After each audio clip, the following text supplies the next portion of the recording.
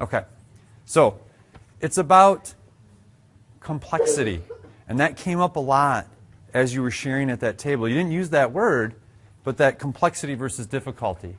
So those intended outcomes, and then what's that mental processing? I know I was talking to Josh, and he made a comment around, and it just connected with me here about you got to make your brain sweat to put it into play.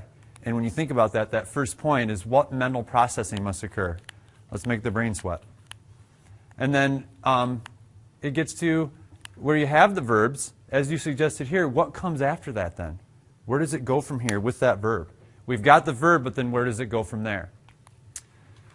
So within the different levels, they've kind of given you some parameters here around complexity and what that looks like.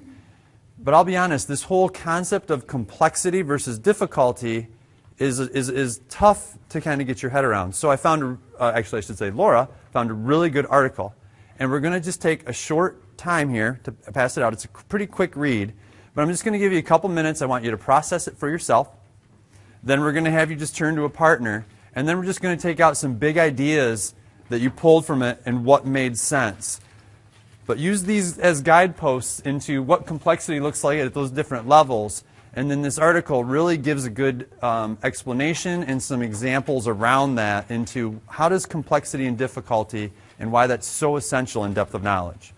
All right? Any questions that you have? Okay.